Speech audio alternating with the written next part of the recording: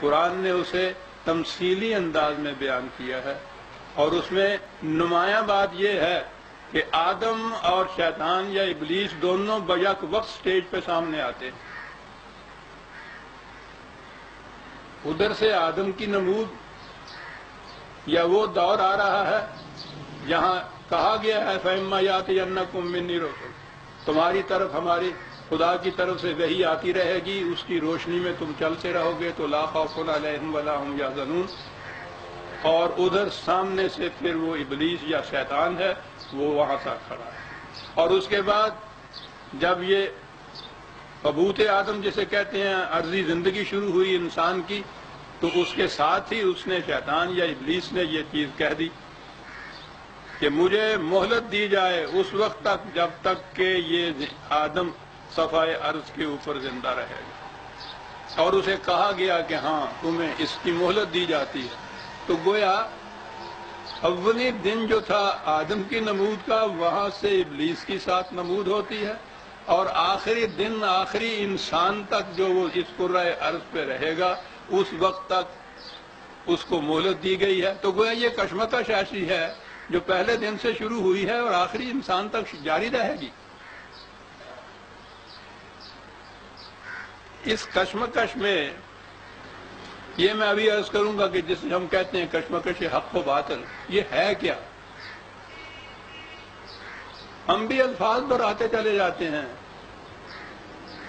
کبھی کھڑے ہو کے سوچتے نہیں کہ یہ بات ہے کیا۔ اور بات جو ہے وہ ٹھوس ہونی چاہیے، عملی ہونی چاہیے، محسوسات میں ہونی چاہیے، ایبسٹریکٹ نہیں ہونی چاہیے، نظری نہیں ہونی چاہیے، اکیڈیمک نہیں ہونی چاہیے۔ بات پتہ چلے کہ حق کیا تھا اور باطل کیا تھا، کیا تصادم تھا، کیا ٹکراؤ تھا، کیوں ٹکراؤ تھا، یہ کیوں ہوا کہ آدم ادھر سے سٹیج پہ آتا ہے، ساتھ ہی اس کے شیطان یا ابلیس سٹیج کے اوپر آ جاتا ہے۔ وہ اعتراض جو کیا کرتے ہیں لوگ، خاص طور پہ ایران کی طرف سے آتا ہے یہ، پھر عیسائیوں کی طرف سے، کہ یہ ایول ہے، شر ہے، تو خدا نے ساتھ ہی شر کو بھی کریٹ کر دیا، تو خدا خالق شر بھی ہے۔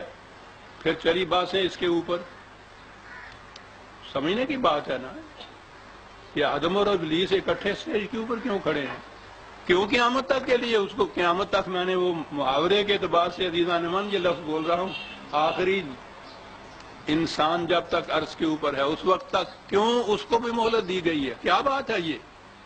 کیا ضرورت تھی اس چیز کی؟ یہ ہے وہ چیزیں جو کھڑے ہو کے سوچنے کی ہیں۔ قرآن کا پیغام، دین کی لم، اس سے سمجھ میں بات آئے گی کہ یہ بات ہے کیا۔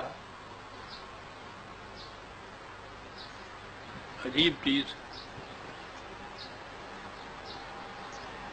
شیطان یا انگریزی میں وہ سیٹن جس کو کہتے ہیں، یہ ہیبرو یا عبرانی زبان کا لفظ ہے بنیادی طور پر۔ عربی والوں نے تو اپنے یہاں شیطانہ مادہ کے سے اس کو بھڑکیلا، آتش بھڑکانے والا، مشتعل، اشتعال، اس سے لایا، لیکن اوریجنلی ہیبرو میں یہ سیٹن جو ہے، اور یہ ہے بڑا ہی بنیادی نقطہ عزیزان من، اور میں سمجھتا ہوں یہی صحیح معنی ہیں، اور میں عرض کروں گا قرآن نے بھی یہی کہا۔ اس کے معنی انگریزی زبان کا لفظ ہے دی ہنڈرر، راستے میں رکاوٹ پیدا کرنے والا، روک بن کر کھڑا ہو جانے والا۔ ساری بات سمجھ میں آ گئی، روک بن کر کھڑے ہو جانے والا۔ دی ہنڈرر انگریزی میں اس کا ترجمہ کیا انہوں نے اپنے۔ یہ تزاحم کی داستان ہی ساری اتنی ہے، اور قرآن کریم نے ان الفاظ کا جو مفہوم ہے وہ بار بار آپ دیکھیں گے آیا ہے، یصدون عن سبیل اللہ، اللہ کی طرف جانے والے راستے میں روک بن جاتے ہیں۔ اور سب سے بڑی روک کون ہے؟ احبار اور رہبان، مذہبی پیشوائیت، علماء اور مشائخ، سورہ توبہ میں اور دیگر مقامات میں بھی۔ کہیں سرمایہ پرستوں کے متعلق کہا گیا ہے، کہیں ان کے متعلق کہ جو بغیر الحق اقتدار حاصل کر لیتے ہیں، قوت کے زور پر، دھاندلی سے، تلوار کے بوتے کے اوپر۔ یہ سارے ہیں قرآن میں دیکھیے گا جہاں جہاں یہ یصدون عن سبیل اللہ ہے، خدا کی طرف جانے والے راستے میں روک بن کر کھڑے ہونے والے، اور جیسا میں نے ابھی عرض کیا ہے ان میں نمایاں حیثیت مذہبی پیشواؤں کی ہے۔ سب سے بڑی رکاوٹ ہی یہ ملوکیت، یہ سرمایہ داری، یہ تو ان کے سہارے زندہ رہتی ہے، ورنہ کوئی انسان بھی دوسرے انسان کا محتاج اور محتاج بن کے جینا ہی نہیں چاہتا، محکوم بن کے جینا ہی نہیں چاہتا۔ انسان کے اندر کی ایک آواز ہے جو اس کے خلاف سرکشی کے لیے ابھرتی ہے۔ وہ یہ لوگ ہیں کہ جو ان کو مطمئن کرتے ہیں کہ یہ سب کچھ خدا کی طرف سے ہے، تم نے دل کے اندر بھی اس کے خلاف ذرا سی کبیرگی بھی محسوس نہ کرنا، اللہ کے خلاف چیلنج ہو جائے گا۔ یہ ہیں۔ تو قرآن کریم میں آپ دیکھیں گے یہ ٹھیک ہے، کوئی تکبرون بغیر حق بھی اس نے کہا ہے کہ وہ بھی روک ہوتے ہیں، سرمایہ داروں کے متعلق بھی کہا ہے۔ اسی سورہ توبہ کی یہی جو آیت ہے 35ویں 36ویں، اس میں یکنزون الذھب والفضہ والے بھی آئے ہیں، لیکن بنیادی طور پر قرآن نے احبار و رہبان کو کہا ہے کہ یہ ہیں روک بن کر کھڑے ہو جانے والے۔ اور ساری تاریخ دین اور مذہب کی کشمکش یہی ہے۔ دین آیا خدا کی طرف جانے والے راستے پہ چلانے کے لیے کاروان انسانیت کو، اور یہ ہوئے مذہب کے علم بردار جو اس کے راستے میں روک بن کر کھڑے ہو گئے، اور روک اس طرح سے کہ کہا یہ کہ ہم تمہیں لے جائیں گے خدا کی طرف۔ یعنی یہ جرت سے بے باکانہ صداقت کے ساتھ دھڑلے کے ساتھ یہ بات کہنے کی نہیں ہے۔ یہ نہیں کہیں گے کہ ہم روکیں گے تمہیں خدا کی طرف جانے والے راستے میں، منافقت سے کہیں گے یہ کہ ہم لے جائیں گے تمہیں خدا کی طرف لے جانے والے راستے میں، اور قرآن کہتا ہے کہ یہی سب سے بڑی روک ہے خدا کی طرف جانے والے راستے میں۔ اور دی ہنڈرڈ جو شیطان کا ترجمہ عبرانی والا ہے، کس طرح سے بات صاف ہو گئی، قرآن نے کس طرح اس کا مفہوم بیان کر دیا۔ بات ساری ہے ہی پہلے یہ شیطان کا تصور جو ہے اس کی بات ذہن میں آ گئی، وہ عرض کر دوں۔ ہم نے تو یہ سوچ لیجئے کہ ہمارا یہ جو مروجہ اسلام چلا آ رہا ہے یہ اجمی اسلام ہے، ایرانی تصورات ہیں۔ ایران میں اہرمن و یزدان دو برابر کی قوتیں، خدا اور شیطان، وہ ایک خدا ایک شیطان۔ ہمارے ہاں بھی جو تصور آتا ہے شیطان کا وہ ایک ہی شیطان ہوتا ہے، لیکن آپ دیکھیے کبھی کھڑے ہو کے ہم سوچتے نہیں کہ کرتے کیا ہیں۔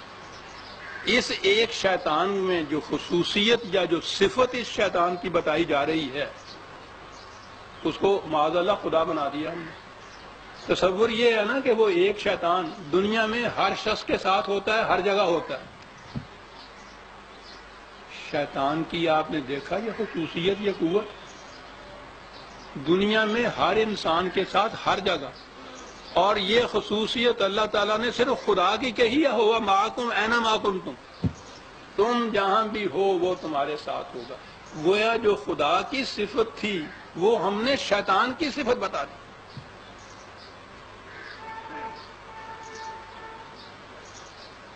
کبھی نہ سوچا کہ قرآن تو شیاطین الجن والانس پر کہتا ہے، ایک نہیں،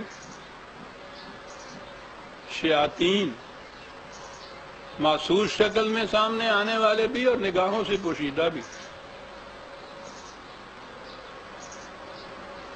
اور سب سے بڑا شیطان جو پوشیدہ ہے نگاہوں سے وہ تو خود اس کے اندر ہوتا ہے۔ اس اعتبار سے کہہ لیجئے کہ ہر فرد کے لیے جہاں کہیں بھی ہے شیطان، لیکن یہ اس کو اس کا شیطان کہیے، وہ ایک شیطان نہیں۔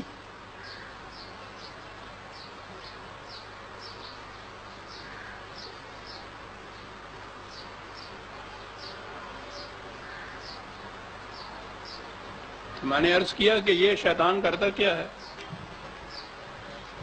سیدھے صاف راستے جو ہیں ان میں رکاوٹ بن کر کھڑا ہو جاتا ہے. ہماری ذہن کی نگاہ ڈھونڈ رہی ہے اس شیطان کو جو رکاوٹ بن کر.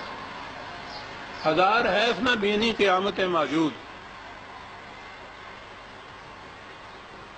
ایک منٹ کے بعد آپ کے ذہن میں آ جائے گا کہ ہمارا تو سارا معاشرہ ہی شیطانی.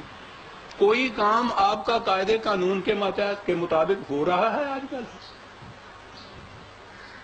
کوئی معاملہ جو آپ کا پڑ جائے کسی دوسرے کے ساتھ، رکاوٹ ہی رکاوٹ ہے نا اس میں.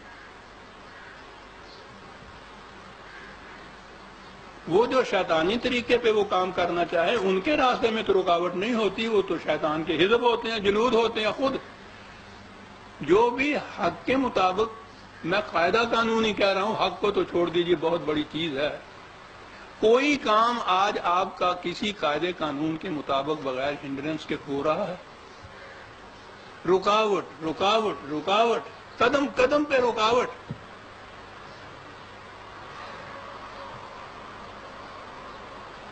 دیکھا یہ شیطان کے ایک مفہوم نے بات کہاں سے کہاں پہنچا دی. شیاطین الجن والے